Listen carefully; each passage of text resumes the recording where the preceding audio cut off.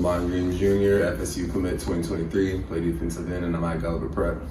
So how's it been at Gulliver Prep, and what have you learned from the coaching staff here? What do you think you need to gain most before you get to Tallahassee? Gulliver, like one of the top schools in Miami, well, South Florida. One of the top things I need to learn, probably more moves, how to play the run more and get stronger. Those are usually all the things I always try to get better at. What do you think your biggest strengths are right now then that you bring to Tallahassee? I'd say speed and pass rushing. And we know you were the first commit in the class of 2023. How often do you speak with those guys? Do you still talk to them right now? Do you guys have like a group chat or anything like that? Yes, there is a group chat. We talk quite frequently in there. Chris Parson, talk to him a lot whenever we go up to Florida State. You can see me and him talking. He's one of the very big commits. Yeah. So did you talk to him after the Elite 11 camp? The Elite camp? Yeah, he was just in the Elite camp. Did you talk to him after that? We talked quite a bit, so probably. All right. And how often do you speak with the coaching staff? Coaching staff, I try to speak to them as much as I can.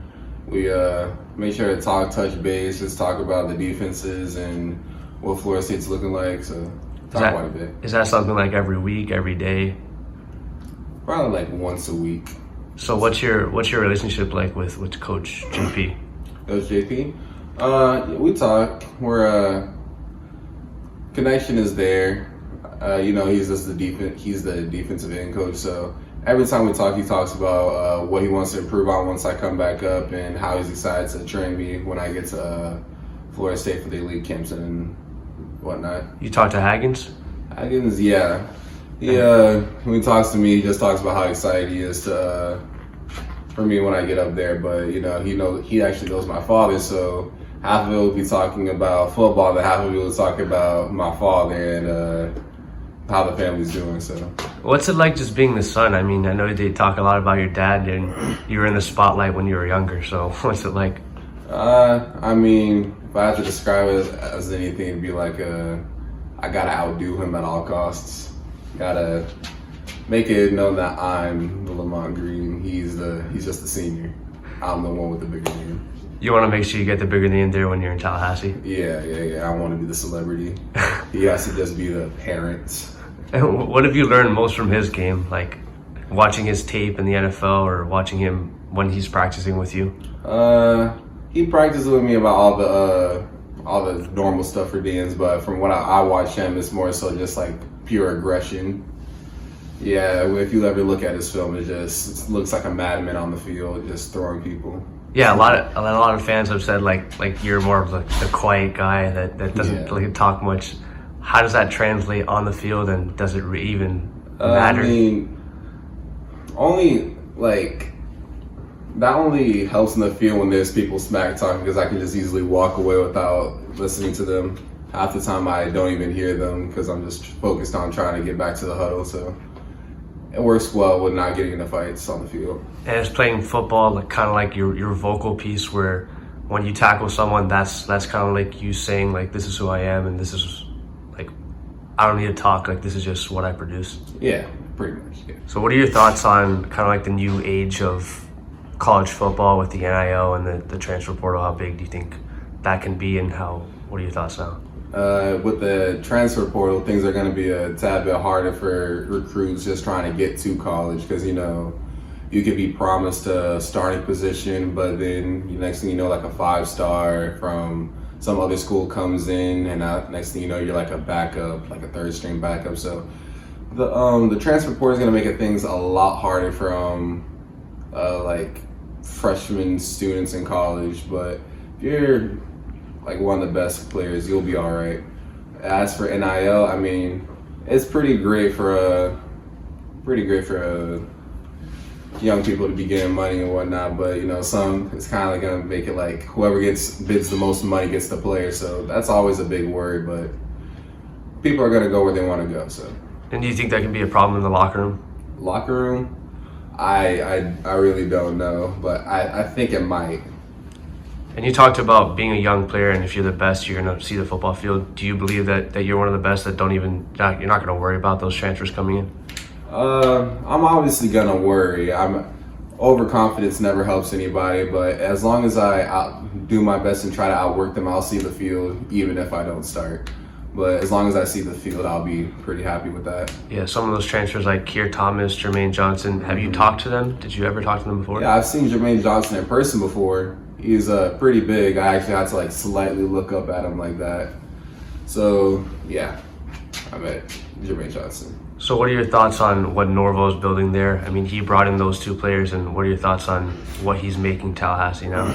He's bringing the program back. He's been doing a great job so far. I was really surprised when like the game against Notre Dame, I was surprised that they took him that far because, Florida State had like a little streak of bad years. So when he just came back, used what personnel they already had, and then took Notre Dame to that extent, even though they lost, it seemed like pretty much a win in Florida State's book. So I think he's building up a great program there. And what are your thoughts on last season? I mean, I know it started 0-4, had that tough loss against Notre Dame. What are your thoughts on last season? I mean, I think it was the coaches and the players just like coming together. Because, kind of like a new coach, new players, all trying to get together, make a solid defense and offense. So I think it was just a matter of them starting to work together better. Do you think that Notre Dame game could have changed the whole season? I think it could have, because confidence in the team and confidence as an individual player always plays a major role in how you play. Like, even if you don't think about it, outside forces or stuff from the past can always affect your current game. So I think it might have made a difference. Do you talk to any of the current players right now? Not even just on the defensive line, but just talk to some of the players? Kind of talked to Daniel Lyons. He's a freshman, but I used to play with him in Little League actually, though it was one season. But yeah, kind of talked to him and Dante Anderson? Yeah, talk to those two.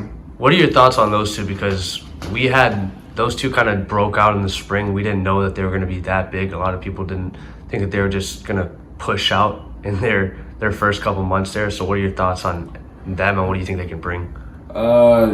As for Daniel Lyons, he's going to be great because as you can see during the spring game, he was pushing them back, doing his job, doing more than his job, so he'll be great. As for Dante, he's doing pretty good. Hope to see a lot more from him because, he came like kind of later, so it was kind of later that I kind of got nachos while he was out there, so I didn't get to see too much, so yeah. Yeah, and we talked about camps, talked about playing with them before. Are you planning on playing any camps this summer, and which ones? Only camp I'm pretty much looking at going to is the elite camp. And when will that be? Like June 4th. So have you talked to any of the people that are going there, or have you talked to talk about what they're gonna do? I think most of the commits are going.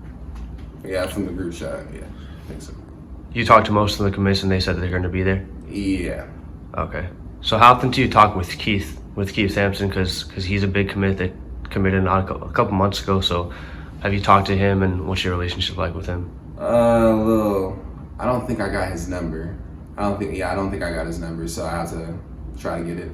Yeah, I'll get that set up. Yeah. We'll tweet him out and get you guys connected. Yeah.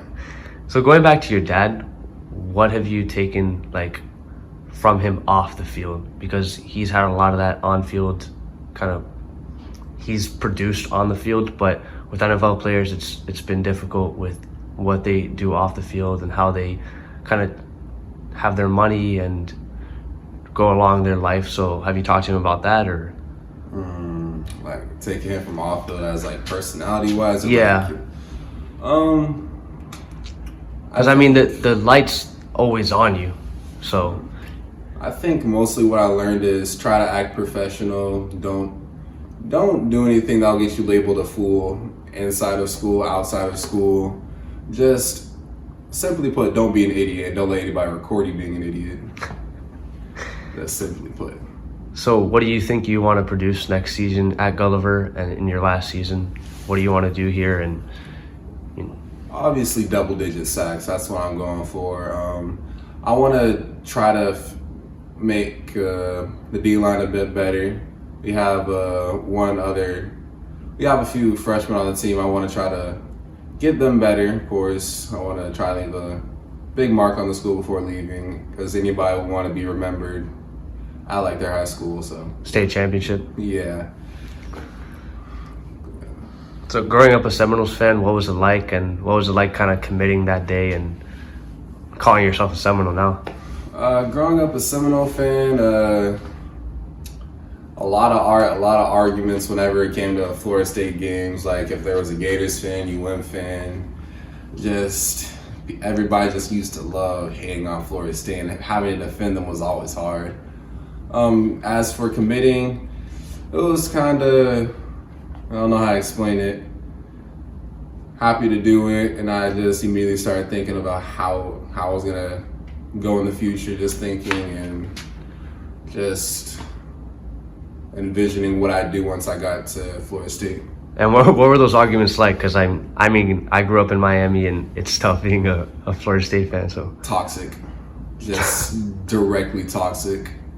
And you had a lot of those teammates that were Miami fans. There's like 3 here. Anytime you say something about Florida State, that's why you beat them all those other years ago.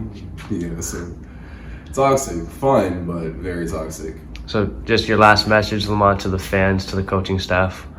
What do you want to say to them, and talk to the Seminole fans? I'm not a man of many words, so I'll just say go Noles.